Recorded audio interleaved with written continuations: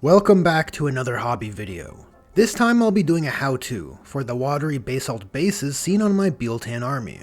I've really grown to like it as a basing scheme. It feels fresh, and is quite versatile, as you can see here on my farseer.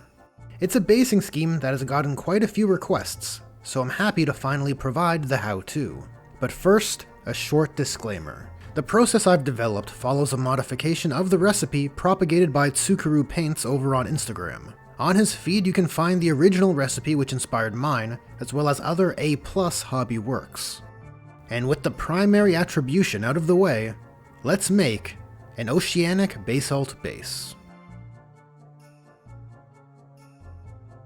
Admittedly, this basing scheme leans towards the more elaborate side of things. And while the skill floor isn't especially high, there are several steps, a few of which require quite a bit of drawing time. The process can be broken down into 3 phases. Phase 1 is to build the rocky outcrops, for which I opt for using basalt. Phase 2 is for our water volumetrics and color. And Phase 3 is for the layers of liquid effects. We start with making the rocky outcropping. It's a crucial step, as you probably want something for your models to stand upon, unless you're trying to harness that messianic vibe. You could use some cork, but for my Biel-tan army, this is where the basalt comes in. I bought the STLs for these off of Voy Forges on 3D Cults. No affiliation, the shop just had rocks I like, link in the description. Step 1 will be to simply glue the stony foothold onto the base. I'll mention it here even though I'm not doing it for the purpose of this example base. You should dry fit your model onto your footholds to ensure your model's pose and the rock position create a satisfying composition. This is especially crucial for the basalt bits, as the different stacks are often at different heights. Then I brush on some primer, and then paint it gray. I'm using Model Color London Gray. Once it's sufficiently dry, we're going to use some texture paint to blend the rocky outcrop to the base. I'm using Vallejo Dark Earth texture here. And once the texture is dry, I can begin the usual steps you'd use when basing a model. I'm starting with a dirty wash all over the model. This here is a homemade dirty wash using some diluted brown and black ink. It dries glossier than GW's Agrax Earthshade, but for this watery environment, I don't think that's a bad thing. This is followed by 2 dry brush passes. The first is a slightly lighter gray. I'm using Citadel's Dawnstone. And the second is a fair bit lighter than that one. I'm using Citadel's Administratum Gray. And there we are. Phase 1 is done.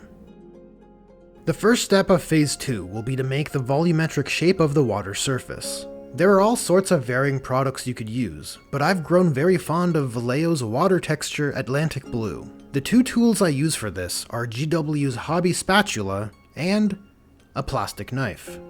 First I apply a pretty liberal amount all over the base, trying as best as I can not to get the water texture on the rocky footholds too far above where I want the water level. But if you do, it's not the end of the world. Just use a damp junk brush to smear it away. I find the more of this stuff you put on, the easier it will be to create larger peaks in your water surface. And once you're satisfied with the amount of material on the base, it's time for shaping. This does take a little bit of learning through doing, but it's fairly simple. As simple as taking a plastic knife and using the flat of it to sorta kiss the blue goop and pull away in the direction you want to create peaks of movement. As with most natural effects, if you're not confident, I would advise looking at some reference. And once you're happy with the shape, we let it dry. Returning to this base after a few hours, it's time to paint this water. We'll be wet blending. Now I know that sounds scary, but hear me out. It's a step that will really help sell the illusion of depth, and because of the many FX layers which go over top, the blend doesn't need to be anywhere near perfect. We're aiming for a messy wet blend, but for the real G's out there, it's a great opportunity to develop that wet blending muscle. So the colors I'm using are Stegodon Scale Green and Temple Guard Blue. Think of it like this. Our dark color is for our deep water, and the light color is for the shallows. I start by covering everything with the deep water color. And then I start layering in our lighter blue. The shallow water color will be focused around the areas which surrounds the rocky basing elements, to help sell the illusion they exist beyond the surface of the base. And then you just keep working at those blends until you get a result which sparks joy.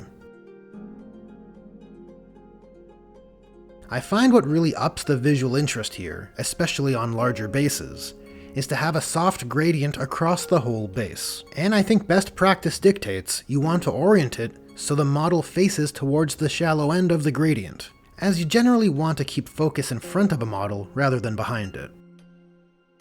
And with our wet blending now dry, we're on to phase 3.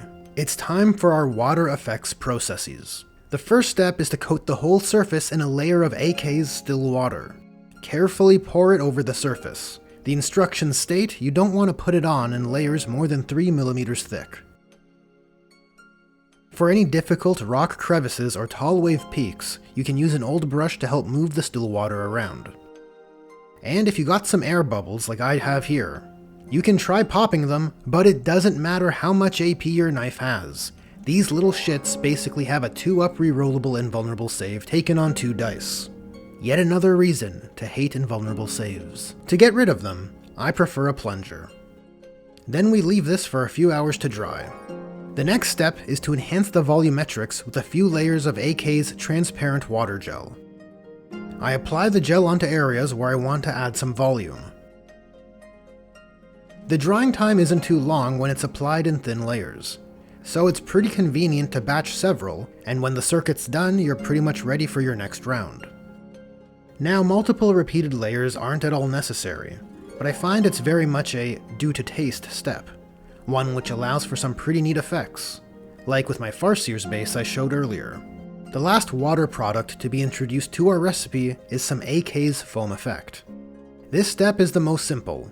Just get a little bit on an old brush and start stippling it in. If you're unsure where to put it, I would advise looking at reference. But a good rule of thumb is going to be where the energy is the highest, such as where the water meets the rocky outcrops, and along the taller peaks of the water. This process is what ties everything together, and really enhances that blend between the rocks and the water so that the rocks look more believably submerged. And then we give this foam effect enough time to dry fully. A few hours later. And from here we're almost done. The final step is to cover the whole thing in a final layer of still water. Like with the previous application, we're applying a final liquid layer, and leaving it to set for a good while. And that is because we're all done.